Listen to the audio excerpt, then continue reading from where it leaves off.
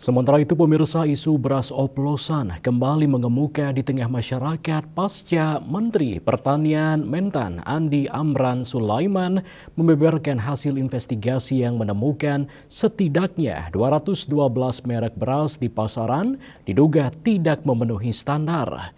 Untuk terhindar dari praktek beras oplosan, beberapa hal perlu diperhatikan, diantaranya memperhatikan fisik beras, cermati kemasan, waspadai harga miring tak wajar, dan membeli beras dari sumber terpercaya.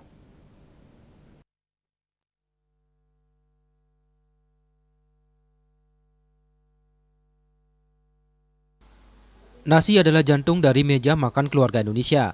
Namun, apa jadinya jika kepercayaan kita terhadap beras kemasan yang dibeli premium ternyata beras oplosan?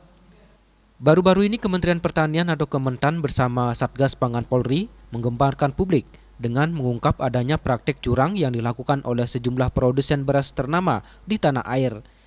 Menurut data, sebanyak 212 merek diduga merupakan beras oplosan dan tidak memenuhi standar mutu serta takaran.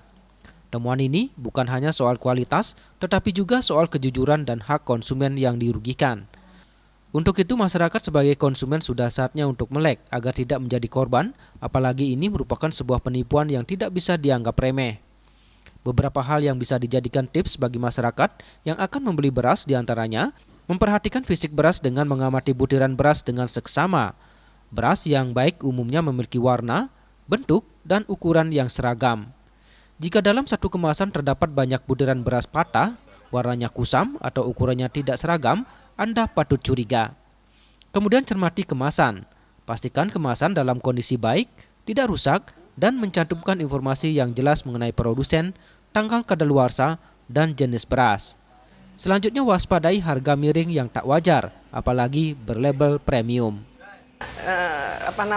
Kejahatan di dalam beras ini bisa juga dalam bentuk berat, misalnya seperti yang sekarang merebak itu, bahwa yang kemasan 5 kg hanya isinya 4,5 kg.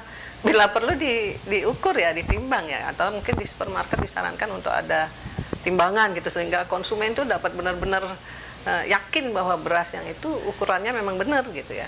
Kemudian selain ukuran itu adalah kita mengamati jika beras itu sudah terbuka, kita amati bahwa beras premium itu punya ciri-ciri gitu. Dia bulirannya utuh, kemudian warnanya jernih, kemudian bulir patahnya itu rendah, biasanya hanya sedikit sekali 15% itu ada persyaratannya ya. Bulir utuhnya itu harus 85%, kemudian ada menirnya mungkin hanya 5%, dan itu ciri-ciri daripada beras premium itu ada sesuai dengan standar nasional Indonesia. Ya, momen ini bisa jadi pembelajaran buat kita semua ya, baik masyarakat, baik pemerintah, mungkin baik pengusaha utamanya, baik juga praktisi ataupun dari perguruan tinggi juga kita bisa terbuka sekarang bahwa beras itu adalah sesuatu yang perlu diamankan gitu ya. Tips terakhir yaitu membeli beras dari sumber terpercaya dan jika memungkinkan, belilah beras langsung dari penggilingan padi lokal atau toko langganan yang sudah Anda percaya kejujurannya.